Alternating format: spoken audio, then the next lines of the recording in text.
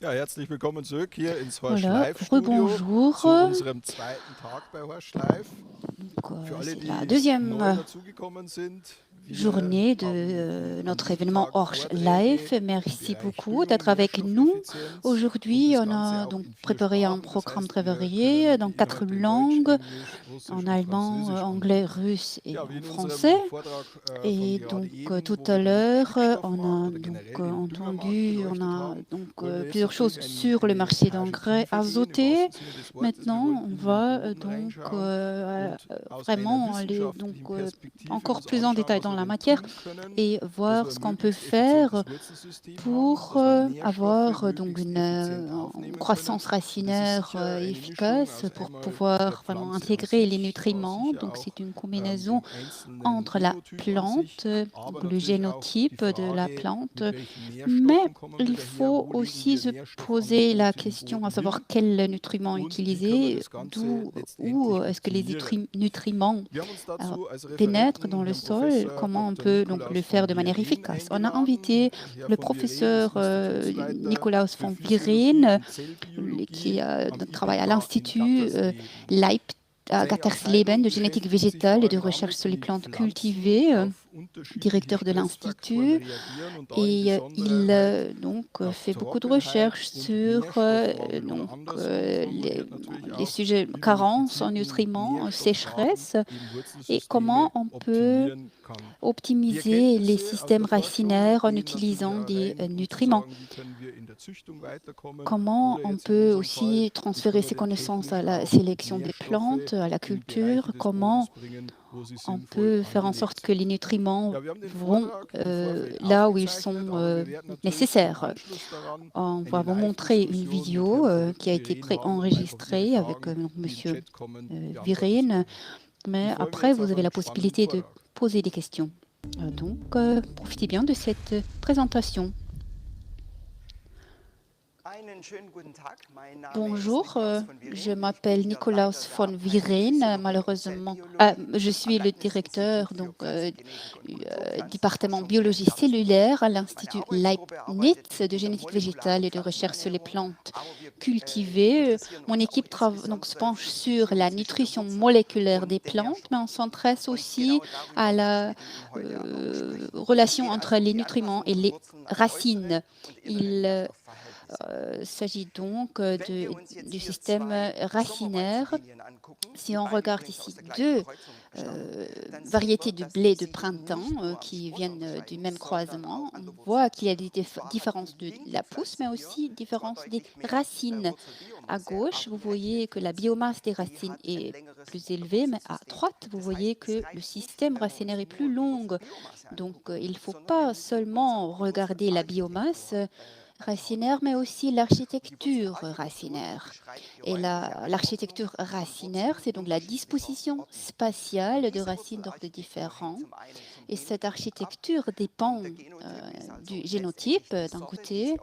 C'est donc la variété, la plante que vous voyez, et le génotype définit aussi l'architecture racinaire. De l'autre côté, l'architecture dépend aussi des facteurs environnementaux. Ici, vous voyez donc une plante de feuilles. À gauche, elle est stérile, donc sans micro-organismes. Et à droite, il y a donc une bactérie de la rhizosphère, une rhodella. Donc, s'il y a des bactéries, on voit que les racines latérales, notamment en bas, sont plus longues. Donc, ces facteurs, comme par les organismes du sol, interagissent avec le génotype de la plante. Et cette interaction n'est pas stable. Elle change tout au long du développement de la plante. Et donc, on peut parler vraiment d'une plasticité des racines qui décrit les changements dynamiques de la structure, de la répartition dans les 3 dimensions et aussi le degré de ramification du système racinaire. Si on regarde donc le système racinaire de l'orge, pendant la germination, l'orge fait pousser des racines séminales qui donc, sont d'origine embryonnaire. Normalement, il y en a donc 4 à 8.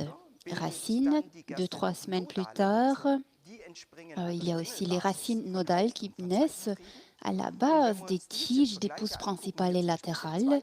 Si on compare le deuxième image ici, on voit que les racines nodales sont un peu plus grandes, donc en diamètre. Et dans la coupe transversale microscopique, on voit aussi que le nombre de vaisseaux conducteurs dans le cylindre central est plus élevé, donc les vaisseaux xylémiens. Cela a pour conséquence que le transport d'eau et donc l'eau peut être transportée par ces racines. Et donc, ces racines nodales et séminales ne naissent pas en même temps. La 18e journée, on peut voir qu'il y a presque que les racines séminales, et donc à gauche. Et une semaine plus tard, on voit que le système racinal nodal s'ajoute. Et si on compare donc la biomasse et la longueur des racines séminales, on voit que jusqu'à la 39e ou 46e journée, en tout cas c'était le cas chez nous, on peut voir que voilà comment ça s'évolue. Mais après le 32e jour, la croissance, donc les racines ne deviennent pas plus longues. Et la biomasse des racines nodales augmente en même temps que la croissance des racines séminales s'arrête. Donc, les racines séminales, c'est donc le système racinal plus tôt, et après, il y a les racines nodales qui naissent plus tard à la base des tiges, pas seulement des pousses principales, mais aussi des pousses latérales. Ça, c'est bien donc illustré ici. Et dans les croisements qu'on a fait avec Strube Research, donc dans génotype faiblement enraciné et avec un génotype fortement enraciné. Et là, on a donc plusieurs croisements où les donc le tallage a augmenté, pardon, les talons ont augmenté. Et il y a à peu près donc 7 talles chez ce génotype au milieu. Et la longueur des racines augmente aussi. Donc, les racines deviennent plus longues. Donc, si un génotype a beaucoup de talles, les racines deviennent aussi plus longues. Mais on a vu cela que dans ce croisement. C'était la seule fois qu'on a vu cela, donc ce n'est pas encore confirmé. Il faut encore faire davantage de recherches. Mais ce qui est intéressant pour nous, c'est donc le nombre de racines nodales. Et là, en haut, vous voyez donc il y a ces 6 lignes là, et là il y a donc la pousse principale et après les pousses latérales avec les racines nodales. Et là, on voit que les racines nodales sont formées jusqu'à la 7e pousse principale. Donc, il y a toujours de nouvelles racines nodales. Ça veut dire que lorsqu'il y a donc un génotype fortement enraciné, il y a plus de racines nodales. Donc là, il y a une forte corrélation.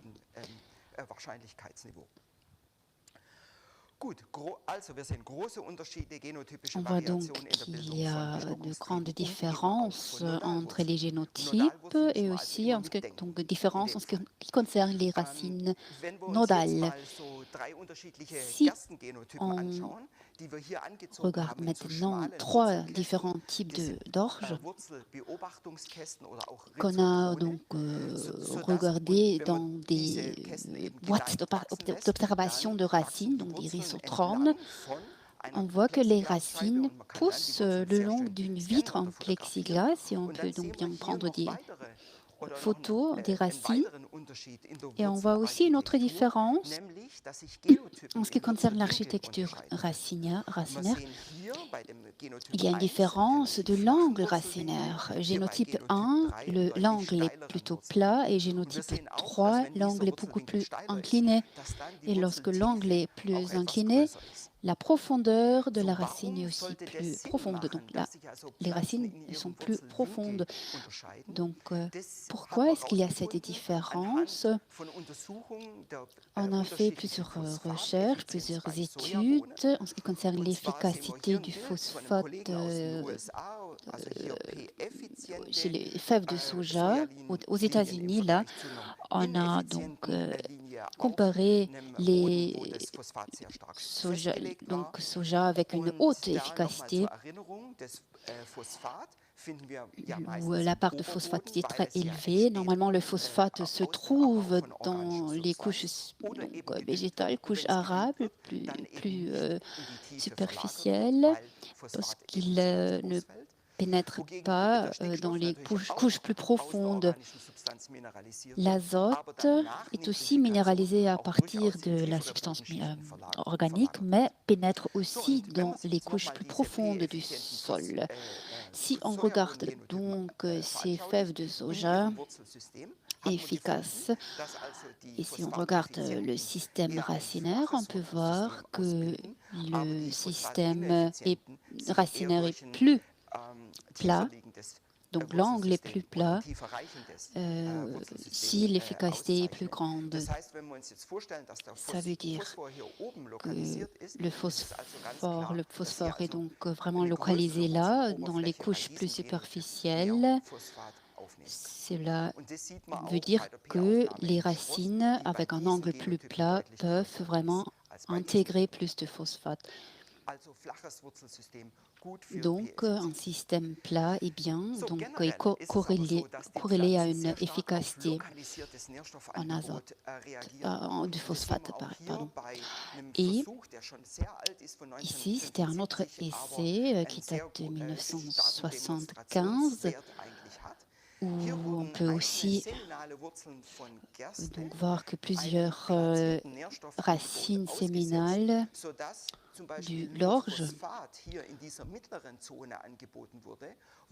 ont été observées et là on peut voir qu'il y a une carence en phosphate et on voit que là, lorsqu'on a donc cet apport de phosphate local, il y a plus de racines, donc des racines plus denses et plus. Donc un apport localisé a mené à une croissance plus forte. Donc c'est la même chose pour le nitrate. Là où il y a plus de nitrate, donc localisé, les racines poussent plus fortement. Pour l'ammonium, c'est différent. Il y a aussi plus de racines latérales, mais elles sont plus courtes. Et cela ne vaut pas pour tous les nutriments. Si on regarde par exemple le potassium, si on a donc un apport localisé de potassium, il n'y a pas vraiment d'impact sur la croissance des racines latérales. Il n'y a presque pas de différence. Donc, au cours de l'évolution de ces plantes, les plantes ne se sont pas adaptées à l'apport localisé de chaque nutriment. C'est vrai pour le phosphate, le nitrate et l'ammonium, mais pas pour tous les éléments, pour tous les nutriments. La différence entre l'ammonium et le nitrate peut aussi être observée dans cet essai ici. Par exemple, on a utilisé une arabe de dame, une plante d'Arabidopsis, où on a utilisé une plaque arabe divisée avec un apport localisé d'azote à droite. Et là, on voit donc que la racine latérale réagit avec donc, une croissance plus longue de la racine latérale premier degré, de premier et deuxième degré. Donc, si on fait le même essai avec un apport localisé d'ammonium, on voit que que les racines sont moins longues et que les racines latérales du deuxième degré sont plus courtes, mais il y a une plus forte ramification parce qu'il y a des racines latérales du troisième degré. Donc l'ammonium mène à une plus forte ramification des racines latérales. Le nitrate mène à une croissance donc, dans la longueur. Et ici, lorsqu'on regarde le maïs, si donc, après 4 jours de croissance, on voit qu'on utilise donc le nitrate ou l'ammonium. On voit aussi ce changement de croissance. Pourquoi est-ce que c'est important? Si vous pensez à un dépôt local d'ammonium, donc de phosphate d'ammonium, par exemple, là, on a utilisé que d'ammonium aussi dans une boîte d'observation. Et là, on a donc utilisé un engrais en ammonium. Les racines du blé s'approchent lentement. Dans la première phase, l'ammonium est toxique s'il est présent en haute quantité. Donc, tout d'abord, les racines s'approchent très lentement, mais après, ils s'approchent donc quelques jours plus tard parce que l'ammonium est il y a une nitrification de l'ammonium. Mais au milieu, vous voyez qu'il y a une forte ramification des racines latérales autour de l'ammonium. Et plus tard, il y a encore une plus forte croissance là autour de l'ammonium comparé aux autres parties où il y a moins d'azote. Voilà, cela a aussi été étudié ici en Chine. En Chine, on a utilisé de l'ammonium et du phosphate, donc on a apporté cela, et aussi du nitrate avec le phosphate. Et lorsqu'on a utilisé le nitrate, la croissance des racines était moins forte. Voilà. Donc voilà, c'était donc tout ce que je voulais vous dire sur l'architecture des racines. Mais la nutrition de la plante est aussi très importante pour la croissance des racines. Ici, vous voyez des plantes. Donc, une comparaison, si on donne une solution nutritive complète comparée à une solution nutritive en manque de magnésium. Et là, vous voyez que la pousse croît encore, mais après, il y a donc cette nécrose sur les feuilles, donc la chlorose du pore des feuilles, qui après devient donc une nécrose lorsqu'il y a un manque de potassium et de magnésium. Et il y a aussi une forte influence sur la croissance des racines. Donc la croissance est limitée. Mais s'il y a une carence en phosphate, la croissance des pousses est limitée, mais les racines poussent plus fortement. C'est lié à la distribution d'assimilats. Si les sucres de la photosynthèse peuvent être transportés dans les racines ou pas. Et là, cela a été confirmé avec des analyses de sucre. Et donc, on voit que dans la pousse, on trouve 84%, 16% dans les racines, mais lorsqu'il y a une carence en kalium et en magnésium, potassium et magnésium, les nutriments n'arrivent même plus aux racines. Donc, le potassium et le magnésium sont très importants.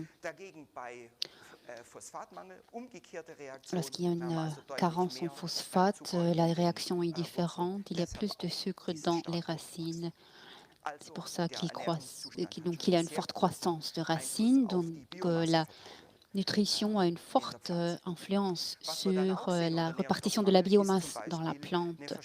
Une carence a aussi cette conséquence-là. Il y a plus de poils de racines. Là, on a comparé plusieurs plantes en carence de fer et de potassium. Et là, on voit qu'il y a plus de poils de racines de 33 à 65 poils par millimètre de racine, encore plus élevé lorsqu'il y a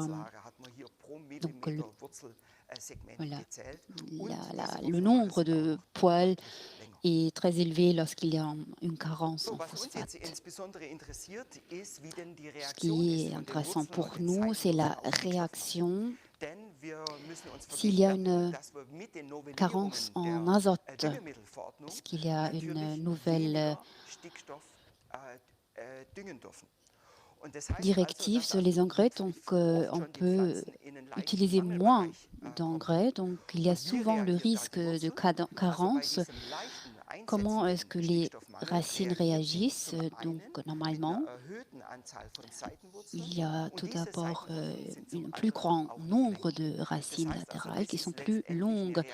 S'il y a une faible carence, donc la plante essaie d'agrandir donc le volume pour pouvoir intégrer l'azote. Cette réaction est visible lorsqu'on regarde ici notre plante modèle, notre arabette de dame, qu'on utilise beaucoup, parce qu'elle est bien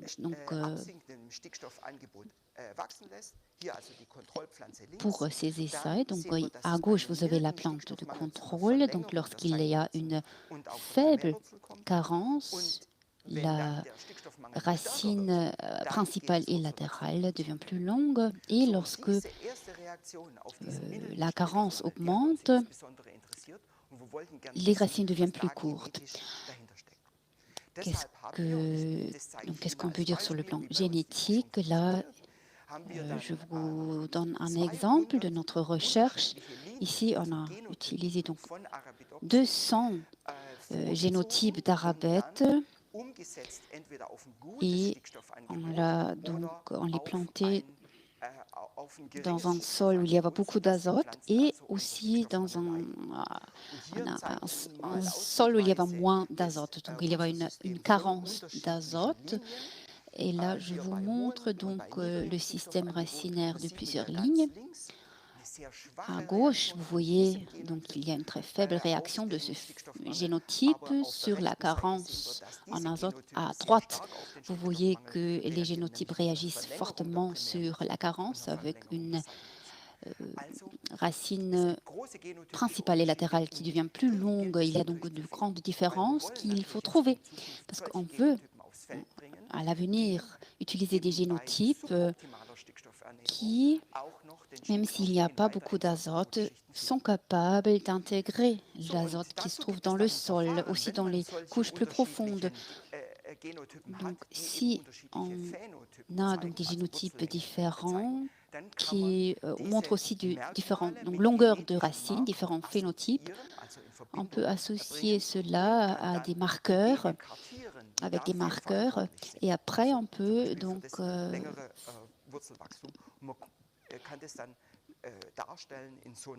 catégoriser les marqueurs dans une Manhattan plot. Donc, dans une comparaison, on peut voir la réaction des plantes lorsqu'il y a une carence en azote. Voilà, on a fait cela et on a trouvé des variantes génétiques qu'on a testées à l'aide des transferts de gènes, donc une manipulation génétique de cette arabette de dame. Là, je vous montre deux exemples. On a donc la plante originale et une mutation, et la variante 1 et 2. Et là, on voit que ces variantes-là, qu'il n'y a pas vraiment de différence entre les variantes si il y a assez d'azote. Si il y a une carence, donc une faible carence en azote, on voit que la racine latérale et principale devient plus longue. Et pour la variante 2, on voit que la racine latérale, donc pour la variante 2, on voit que les racines deviennent encore plus longues. C'est un gène s'appelle PSK3, mais il y a aussi un autre qui s'appelle YUK8. Et là, on voit pour ce gène-là, cette variante génétique, on voit que lorsqu'il y a une carence en azote, que la racine latérale devient beaucoup plus longue pour la variante 2. J'aimerais pas entrer trop dans les détails, mais ces gènes sont très importants pour la synthèse et le transfert de signaux hormonels qui s'appellent prassinostéroïdes et auxines qui sont utilisés pour faire en sorte que la plante puisse donc faire pousser des racines plus longues. Donc, ce sont des marqueurs qui nous aident donc à transférer ces connaissances sur les plantes de culture.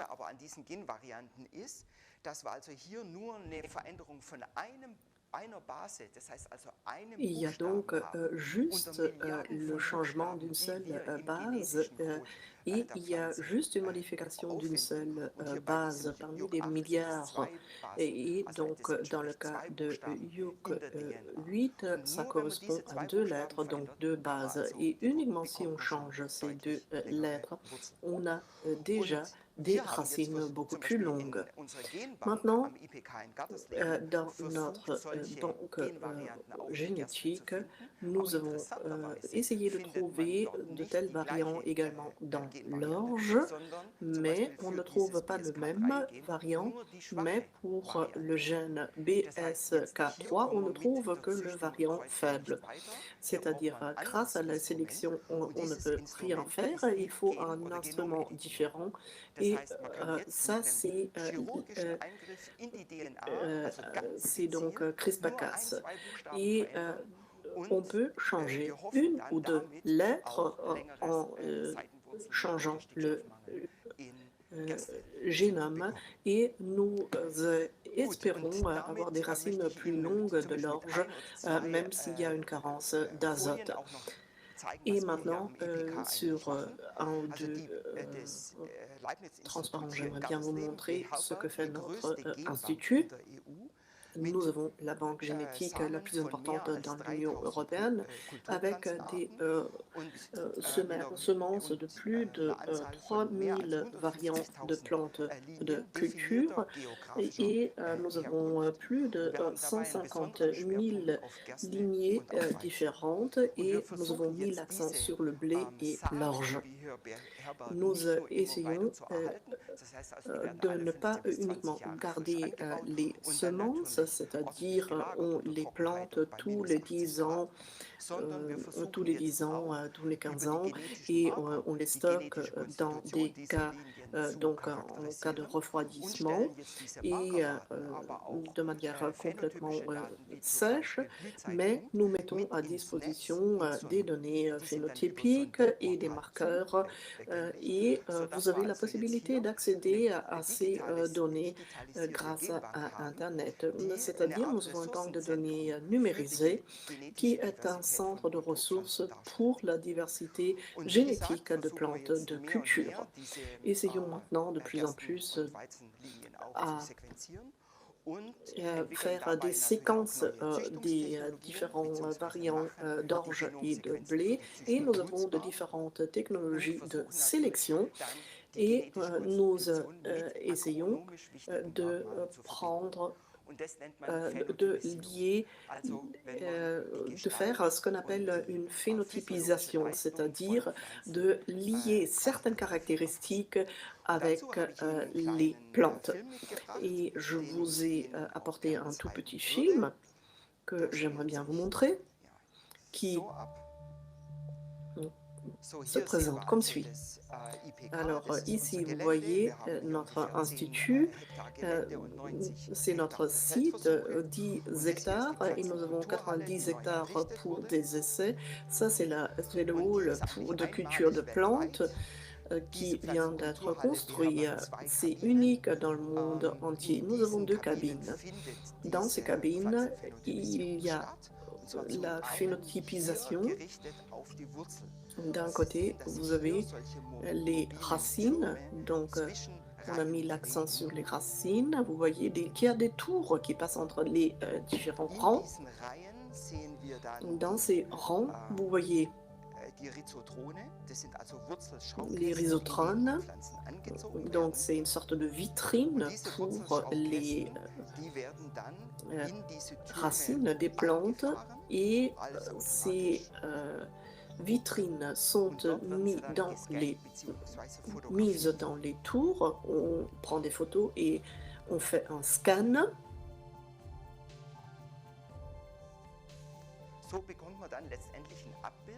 C'est comme ça qu'on reçoit une idée des racines, comme elles se sont développées sous le plexi. Et dans la deuxième cabine, nous avons des plantes dans des conteneurs. Là, le capteur se met au-dessus de la plante. Vous voyez qu'il y a des caméras qui sont installées. Elles vont filmer et prendre des photos des plantes, et on peut faire une comparaison entre les plantes qui poussent dans les conteneurs et sur le champ. Et grâce à cela, nous pouvons simuler les conditions à l'extérieur. Vous savez que c'est un outil très important pour l'avenir, parce que nous sommes confrontés au changement climatique, et pour cette raison, il est important de pouvoir modéliser ces changements dans le climat. Et nous voulons savoir quelle est la réaction des plantes sur cette modification des conditions climatiques. Ici, vous voyez les conteneurs.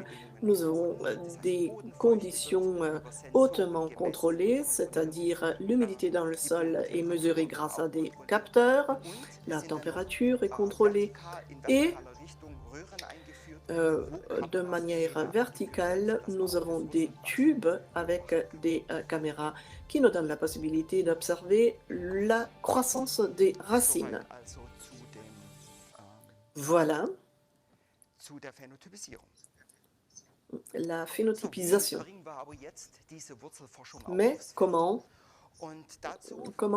traduire en réalité la recherche de racines? Nous avons développé une méthode dans notre groupe de travail. Alors, nous avons ici un tube, un bâton à prélèvement sur un tracteur, et grâce à ce bâton à prélèvement, nous avons la possibilité de faire un profil du sol d'une longueur d'1 mètre à peu près. Le contenu est mis dans le tube, et si on coupe les différentes couches, nous pouvons, dans chaque tranche, faire une extraction de l'ADN. En parallèle, nous avons développé une méthode qui nous permet de reconnaître l'ADN des différentes sortes de plantes.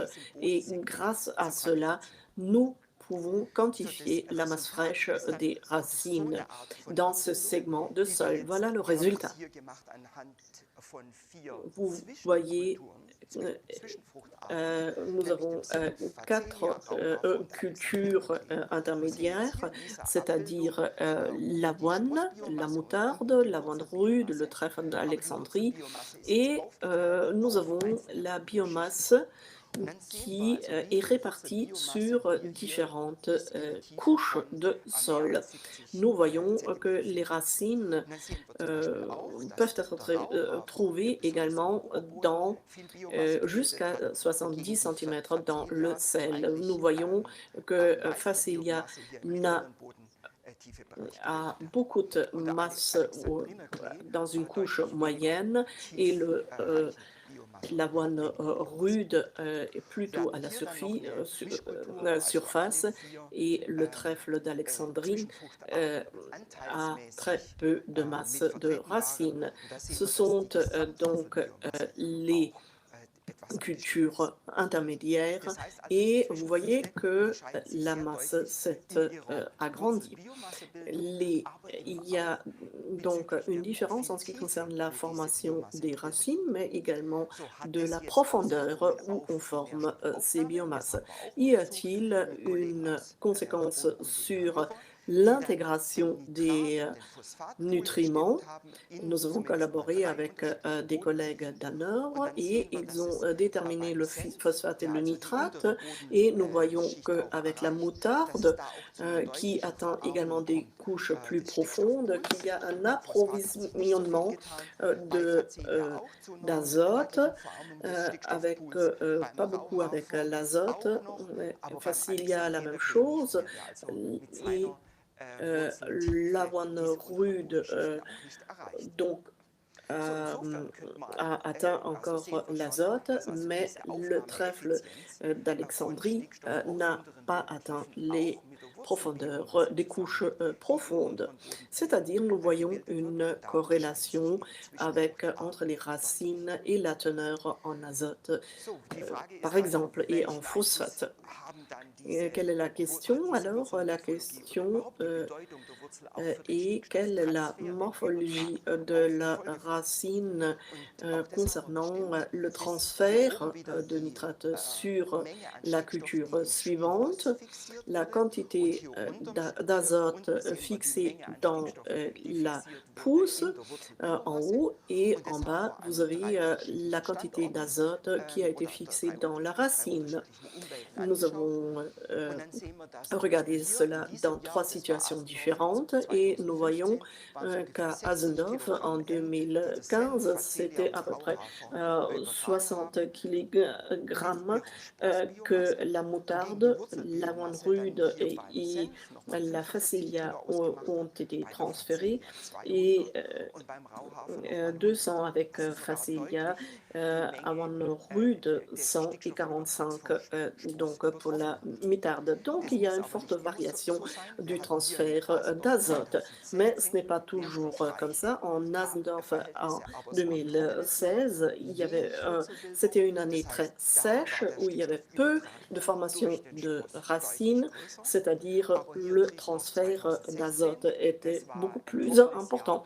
En 2016, c'était une année sèche, mais moins de nutriments. Et là, nous voyons qu'il y a peu de transfert d'azote, au maximum juste 20 kg, mais par la racine, entre 50 et 60 kg ont été transmis. Et donc, nous avons les meilleurs résultats avec un mélange de cultures, c'est-à-dire le transfert d'azote sur la culture suivante grâce aux racines peut être plus importante que par la plante et la culture mixte était toujours meilleure que la culture pure. Ensuite, par la suite, nous avons regardé comment se développe la culture suivante par rapport à ces cultures intermédiaires. Et chez nous, la culture suivante, c'était le maïs. Nous avons regardé le rendement, mais nous voulions également savoir quelle est la réaction de la croissance des racines. Et donc, vous voyez les différentes racines dans les couches différentes de sol après la moutarde, la facilia, l'avoine rude et le trèfle. Et ce qui est étonnant, avec la moutarde, on voit une petite inhibition de croissance de racines. Et donc, c'était pas comme après une jachère. Mais avec Facilia, il y a beaucoup plus de racines qui se sont développées.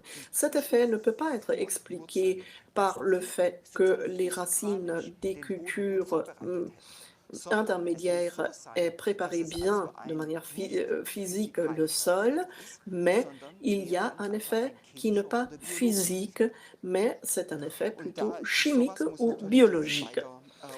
C'est donc quelque chose qu'il faut étudier. Donc nous voyons un effet bénéfique sur la formation de racines du maïs. Et cela me mène au dernier chapitre dont j'aimerais bien parler avec vous, c'est-à-dire les performances physiologiques des racines. Ce sont, pour ainsi dire, des petites centrales biochimiques qui peuvent changer tout pour la plante. Là, vous voyez des plantes qui ont été faites pousser dans une solution nutritive avec une carence en fer ou avec un bon taux de fer, avec agar-agar. Et donc, si la valeur pH se réduit, ça devient jaune. C'est-à-dire, si on a affaire à une carence, donc nous avons plus de protones dans la rhizosphère. Vous connaissez cette situation certainement. Si vous avez du blé, et si on propose de l'azote sous forme de nitrate ou d'ammonium. Après, il y a un indicateur de pH. Nous voyons en cas de nitrate, ça devient violet, c'est-à-dire la valeur pH est plus importante, mais une acidification en cas d'ammonium. Et cette acidification physiologique arrive jusqu'à quelques millimètres dans le sol. Donc ça, c'est l'espace de la rhizosphère. Et dans cette rhizosphère, en raison de cette réduction de la valeur pH, il y a par exemple le phosphate, le fer, le zinc et le manganèse.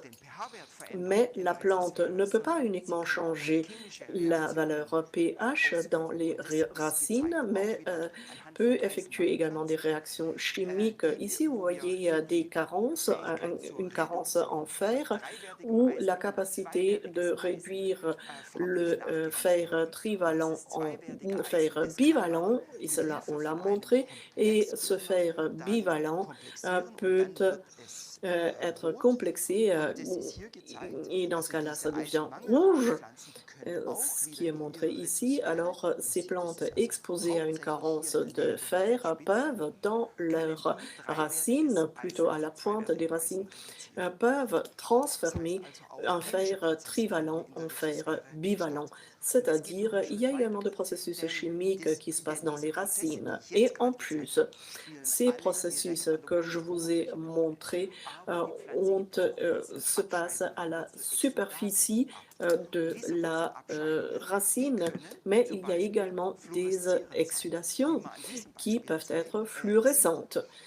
Comme on voit sur cet exemple. Alors ici, nous avons des plantes qui ont été poussées, confrontées à une carence de fer et on a appliqué une lumière UV et on voit que les racines commence à devenir fluorescente. Et ça, c'est une mutation qui n'arrive pas à le faire.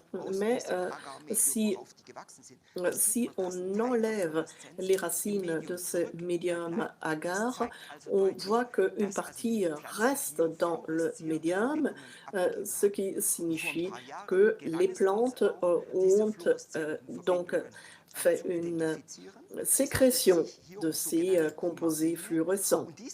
Il s'agit des coumarines, pardon, et ces coumarines sont données par les plantes d'Icoléton.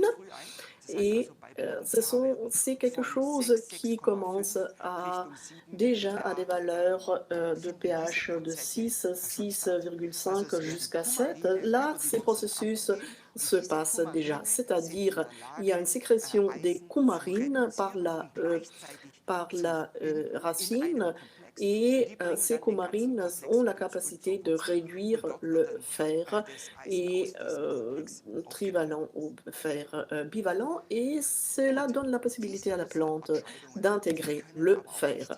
Ces exsudations peuvent être importantes également pour l'alimentation en azote de la plante.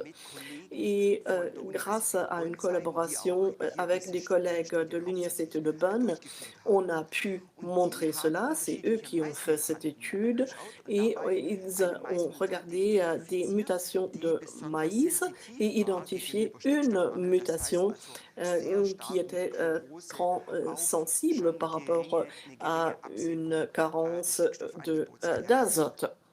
Donc là, on avait affaire à des chloroses. Et cette mutation, nous savons de cette mutation qu'il n'y a plus de flavonoïdes.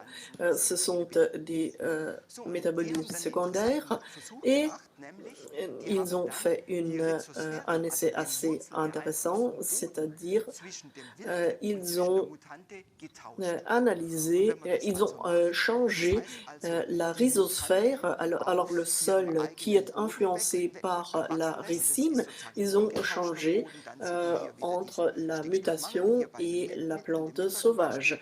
Et on voit au milieu donc une carence d'azote, mais si on met la mutation dans le sol de la plante sauvage, donc la plante qui peut former de l'azote, on peut pallier à ce manque, à cette carence d'azote. Et ensuite, on a fait une séquence des micro-organismes contenus dans le sol et on a trouvé des familles de bactéries différentes. Et en haut, cela vous montre, le diagramme vous montre que la répartition des micro-organismes varie fortement. Il y a toute couleur représente une famille différente. Donc, vous voyez dans le cas sauvage, en bleu, ce qui se réduit dans le cas de la plante qui ne fait plus de flavonoïdes et qui n'a plus la possibilité de les sécréter dans le sol. Alors, le modèle de ce mécanisme est le suivant. Alors, des plantes de maïs, si elles sont capables de faire des flavonoïdes, font une sécrétion des flavonoïdes dans le sol, et dans le sol, ces flavonoïdes ont une forte influence sur la composition des micro-organismes. Et nous avons vu qu'il y a une favorisation des oxalobactéries qui sont en situation et de former des substances qui ressemblent à des hormones qui mènent à une plus forte croissance des racines et qui améliorent grâce à cela l'intégration d'azote. Cela vous montre dans quelle mesure il est important de prendre en considération les processus physiologiques autour de la racine des plantes. Si nous exposons les plantes à un milieu où il n'y a pas assez de nutriments.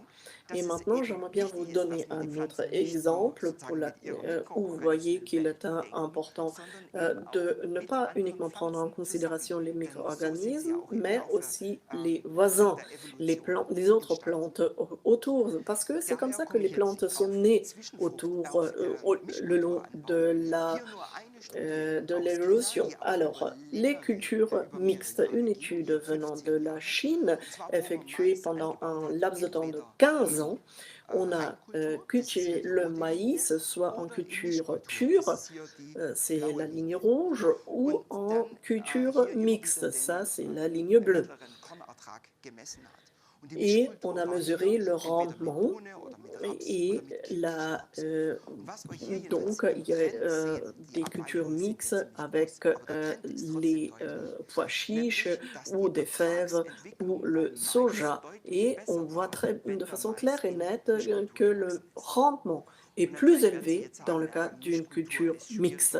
Vous allez dire, oui, ça c'est difficile de le faire sur le champ, en ce qui concerne la technique de récolte, c'est difficile, mais cela montre dans quelle mesure il est important de prendre en considération les micro-organismes et eux sont plus variés dans dans le cas d'une culture mixte et ça va être bénéfique pour notre plante cible. Et ça, c'est un effet qui devient de plus en plus important. Alors, de façon, pour résumer, les génotypes et les sortes présentent une forte différence.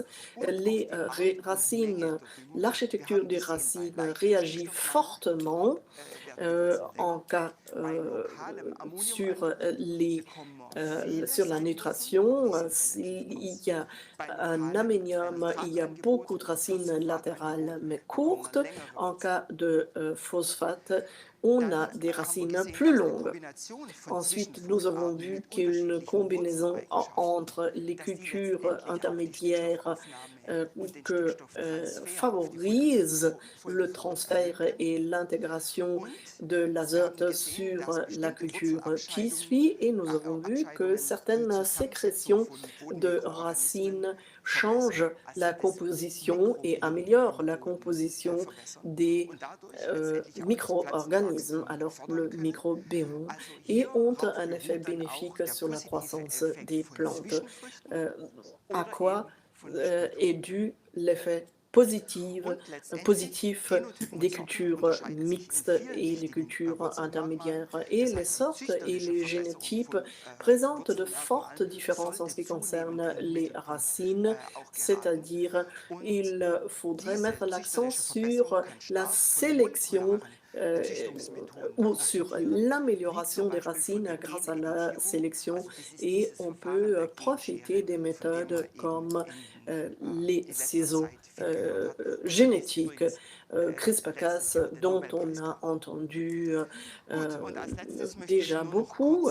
Il y a eu le prix Nobel pour cette méthode l'année dernière. Je tiens à présenter mes remerciements à mon groupe qui me soutient et effectue les travaux de recherche et je remercie également le ministère pour le soutien financier. Il y a plusieurs ministères qui nous soutiennent. Il y a aussi une coopération avec les sélectionneurs.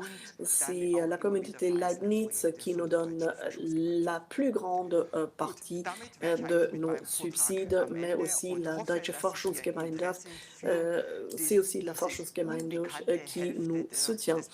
Je suis arrivée à la fin de ma présentation et j'espère que cette croissance des racines était intéressante pour vous. C'est un thème qui est mal connu.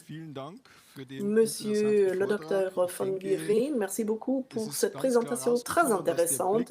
Je crois qu'il est très très clair qu'il est important de jeter un coup d'œil sous la superficie du sel. Ça va avec notre thème actuel, à savoir les racines. Il faut se souvenir des racines et d'autre côté, il faut savoir où est le potentiel de performance et où y a-t-il des réserves de la plante.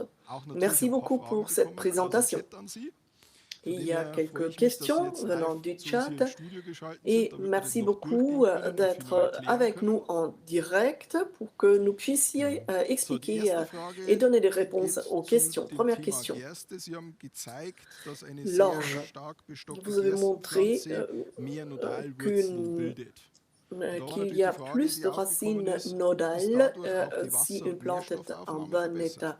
Et on voulait demander, est-ce qu'il y a aussi une amélioration de l'intégration de l'eau et des nutriments? Oui, surtout si on prend en considération la superficie du sol. Donc, il y a plus de racines dans la couche supérieure du sol, c'est-à-dire si nous avons suffisamment d'eau et de nutriments, il y a une plus forte croissance de racines. C'est uniquement les premières racines nodales qui arrivent à arriver dans la profondeur. Les racines qui se forment plus tard restent plutôt à la superficie. Si vous dites à la superficie, c'est les premiers 5 ou 10 centimètres. Je pense que c'est les premiers 20 à 30 centimètres. Si nous avons trop de phosphore, est-ce qu'il y a une réaction des racines? Et si oui, laquelle?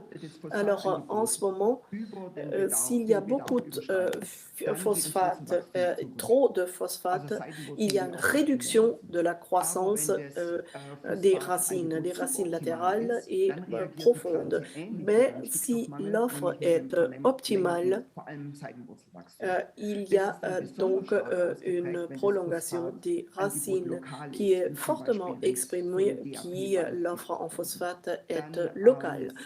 Et donc les racines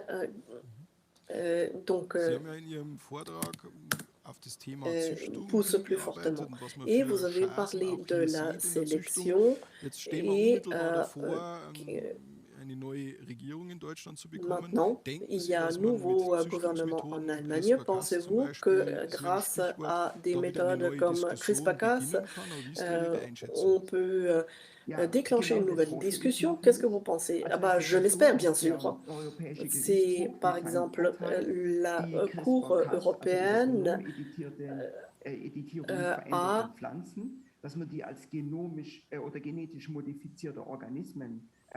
alors, la Cour a dit qu'il faut que le génome des plantes dont on change le génome sont des OMS, raison pour laquelle on ne peut pas les utiliser en Allemagne. Par contre, il a été demandé de réviser la loi. Les partis ont pris position avant l'élection. CDU et FDP étaient pour la possibilité. La SPD, les socialistes, étaient contre. Donc, pour donner suite au principe de précaution avec les Verts, là, je pense, la vieille génération est contre, des Verts est contre, et la jeune est pour. Mais il est important ce que l'Académie nationale de la science a dit, et elle a dit que les plantes dont on a changé le génome ne sont pas plus dangereuses et qu'il n'y a aucun danger à cause de la culture des plantes dont le génome a été changé.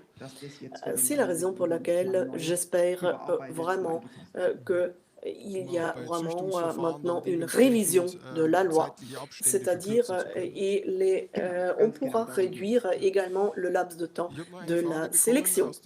Encore une question du chat. Vous avez parlé des génotypes différents qui forment des racines différentes en cas de carence d'azote.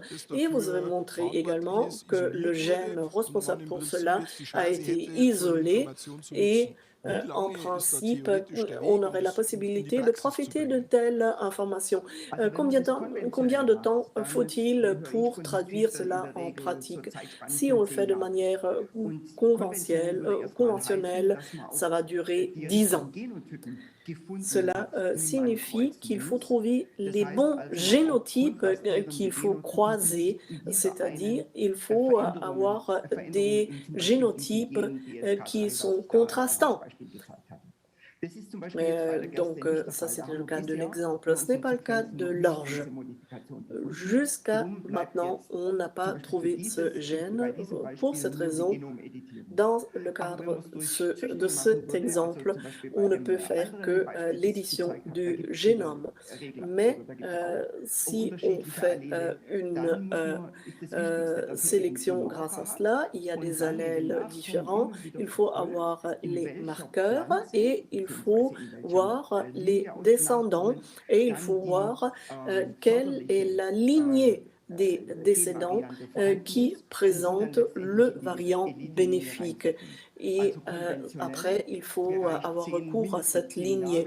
Alors, je dirais une sélection conventionnelle dure au moins 10 ans. Grâce à CRISPR-Cas, ça va être 2 à 3 ans.